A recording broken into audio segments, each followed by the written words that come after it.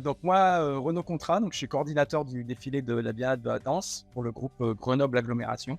C'est à peu près, on va dire, entre 160 et 200 personnes au final, essentiellement des amateurs. Mon métier, comme son nom l'indique, coordinateur, c'est coordonner. Alors dans les faits, c'est assez simple entre guillemets et ça peut parfois être compliqué. C'est essayer de veiller à ce que tout se passe bien et évidemment pour amener tout le monde à l'événement. L'événement, c'est le défilé de la Biennale de la danse le 17 septembre. La coordination, c'est du moment où on a commencé, vérifier que sur tous les aspects, les choses se passent du mieux possible, en sachant que je ne suis pas tout seul. Je m'appuie évidemment sur les gens qui, chacun dans leur domaine, s'occupent par exemple de la danse, de la char, du costume, de la musique, de la technique. Et j'essaye d'avoir un peu un œil à tout, on va dire, et déceler dès que c'est possible en amont des potentiels problèmes pour essayer de trouver des solutions. Et en général, ça marche, parce que sinon, ça veut dire qu'il y a un problème. Voilà ce que c'est la coordination d'un projet de ce type et notamment du défilé. Bon.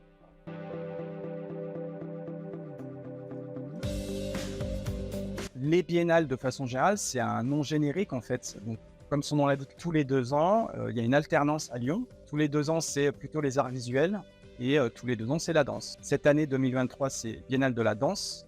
Donc pendant un mois, concrètement, tout le mois de septembre, à Lyon et dans toute la région Auvergne-Rhône-Alpes, spectacle de danse. Donc spectacle de danse partout, dans toutes les salles de spectacle, mais aussi en extérieur, dans des petits lieux, des gros lieux. Et le point d'orgue traditionnel, quand c'est l'année de la Biennale de la danse, c'est le défilé. Le défilé, ça va faire quasiment, ça fait plus de 20 ans maintenant, je dirais, en termes d'édition. L'idée est assez simple. Le directeur, donc au tout début, à l'époque, de la Maison de la Danse, Guy Darmé, revient d'un voyage, il était à Rio, et il revient avec évidemment les yeux remplis d'étoiles en disant, mais en fait, moi qui suis directeur de la Maison de la Danse, finalement, ça serait logique qu'on fasse quelque chose autour de la danse. Un gros événement, une grande parade. L'idée de génie qu'il a eu à l'époque, c'est de se dire, par contre, contrairement à Rio, et puis on n'a pas la même culture non plus, mais nous, on a la chance en France d'avoir plein de chorégraphes professionnels. C'est le métier d'essayer de mettre les gens en mouvement. Et donc, idée simple, je vais faire la même chose un peu, on va dire, que le carnaval de Rio, mais je vais demander à des chorégraphes professionnels, à la tête de chaque projet, de chorégraphier ces défilés-là. Et donc, de cette idée-là, on arrive à aujourd'hui, et là, on se retrouve le dimanche 10 septembre à Lyon. On sera 12 villes, donc 12 projets, de tout Auvergne-Rhône-Alpes. Et à la tête de chaque défilé, il y a un chorégraphe. Donc, pour Grenoble Agglomération, c'est Bouba Landry-Tchouda, qui est le chorégraphe de la compagnie Malka. Pour toutes les villes qui participent à chaque fois à ce défilé, donc le 10 septembre, ont un chorégraphe ou une chorégraphe à la tête des défilés, en sachant que l'important, c'est pratiquants amateurs. Donc, tous les âges sont acceptés à partir de 10 ans. Et puis de la musique, donc de la musique jouée en direct ou enregistrée. Nous, ça sera joué en direct, percussion, de type batucada, des cuivres, trompettes, et puis évidemment la danse, les mouvements, les costumes et le fameux char.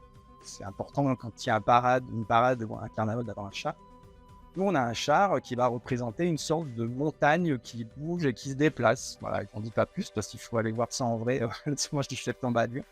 Mais l'idée, en tout cas, c'est d'être dans un thème qui est autour des Jeux Olympiques. C'est autour des Jeux, en tout cas autour du sport. Et nous, à Grenoble Agglomération, ça s'appelle À nos Jeux. C'est-à-dire qu'on interprète nos Jeux Olympiques à nous et on en fait une interprétation qu'on verra avec plein de mouvements qui vont évidemment faire penser à plein de sports différents. Et là, c'est pareil, il faudra découvrir parce que le chorégraphe Bouba Tchouda s'est un peu amusé avec tous les mouvements sportifs.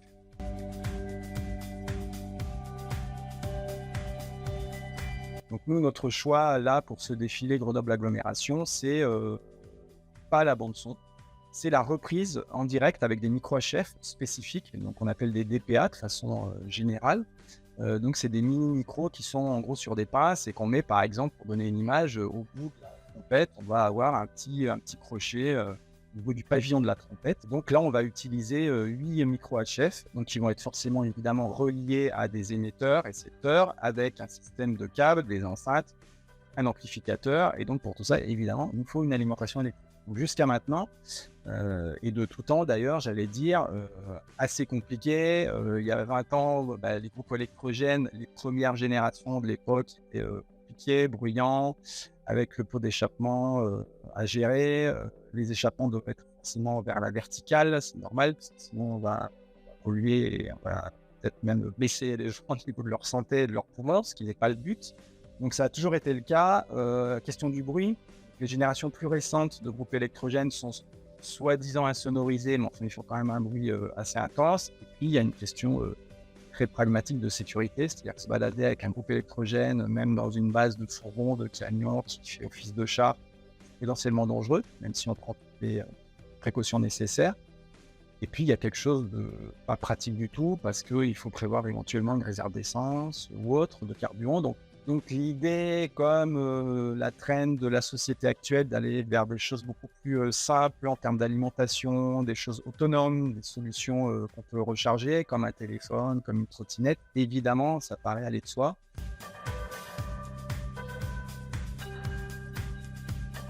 Pour des raisons clairement de sécurité, pratique, le poids aussi, mine de rien. 130 kilos, là, la Powerbox, ça a l'air d'être lourd, mais en fait, c'est tellement bien fait que ça roule super facilement. Pas compliqué, il y a des rampes super simples à installer pour faire monter dans le véhicule, dans notre cas. Et puis, là, le test qu'on a fait en termes d'autonomie est plus que concluant, parce que là, je pense qu'on était largement au-dessus en termes d'autonomie potentielle. On a dépensé, je dirais même pas 10% de la puissance délivrée par ce modèle-là. Donc, je précise bien qu'on avait le modèle qui est le plus puissant, qui est peut-être trop puissant pour notre usage, mais c'est bien dans des cas comme ça de test, puisque c'est un vrai test pour nous, une pré-répétition générale il y a quelques jours à Grenoble, d'être sûr de notre fait, de ne pas avoir de problème d'alimentation. Donc là, clairement, le test est concluant, fiche le concluant.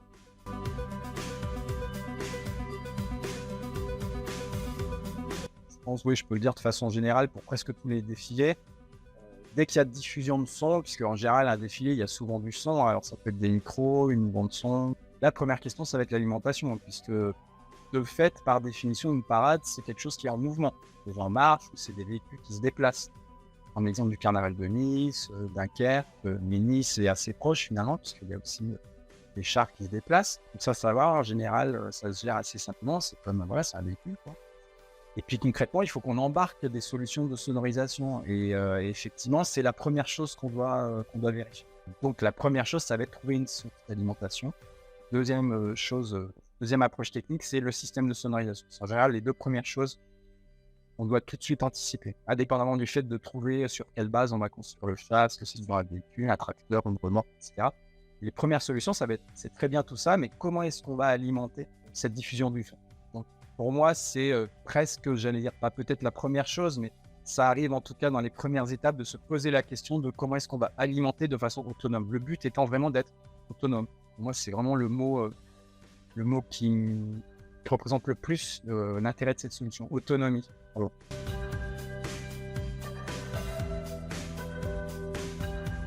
Cinéma, les TP, des travaux, etc., ça paraît évident.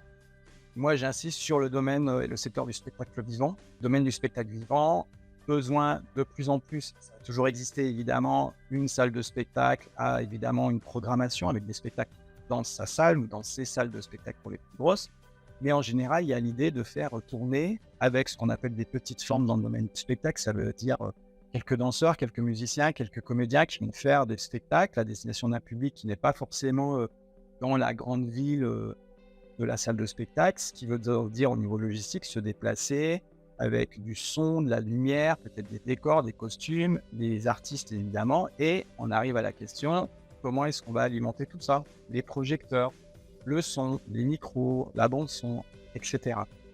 Et invariablement, on va arriver dans des situations souvent sur ces tournées, par exemple, si je prends cet exemple précis, où est-ce qu'on va s'alimenter? Il va falloir demander des autorisations, il va falloir trouver des lieux, peut-être des salles municipales, des salles qu'il va falloir ouvrir spécifiquement, parfois uniquement pour accéder à une alimentation électrique. C'est une évidence que cette solution qui est simple, qui n'est pas lourde, qui est autonome, qui est facile à charger, je pense peut clairement faciliter le travail notamment des régisseuses et des régisseurs qui partent sur ces spectacles-là un peu partout. Pour moi, c'est une évidence que dans le domaine du spectacle vivant, c'est un matériel qui pourrait faire partie, on va dire, du kit normal qui existe dans toutes les salles de spectacle. Les salles de spectacle, en général, un type de matériel qui part en tournée. Et il n'y a pas, ce jour, de solution d'alimentation simple. Ou alors, ça va être ponctuellement, par exemple, les festivals utilisent beaucoup ça, des énormes groupes électrogènes, avec toutes les nuisances qu'on peut imaginer Même si évidemment il y a une bascule, il y a une transition, de grands festivals commencent à utiliser de l'énergie solaire ou des apports en batterie, mais pas de solution pour l'instant, me semble-t-il, qui soit encore en tout cas très pratique et très accessible. Donc ça pour moi c'est un développement avec un potentiel fort, évidemment.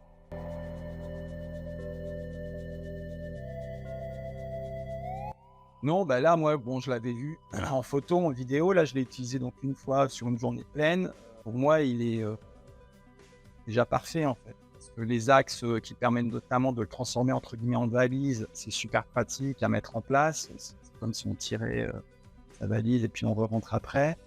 C'est placé aux quatre endroits qui permettent de protéger aussi pour les chocs, vu que c'est du métal.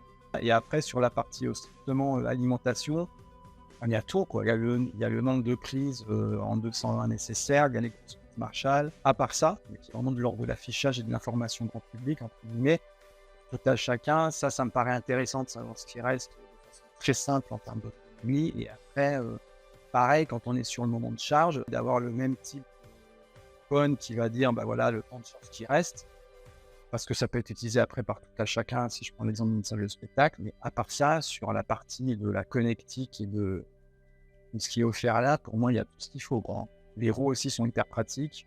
C'est pas un détail, parce que ça permet d'aller notamment dans des terrains qui peuvent être un peu cabossés sans avoir d'autres problèmes.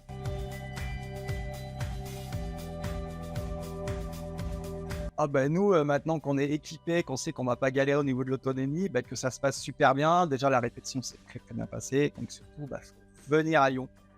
Grenoble, si vous habitez pas loin de Grenoble, le 2 septembre, c'est un samedi après-midi, et de venir à Question Générale. Et puis après, si vous êtes plus proche de Lyon, vous venez le dimanche 10 septembre après-midi, 14h30, départ, place des Terres. C'est une obligation, de toute façon.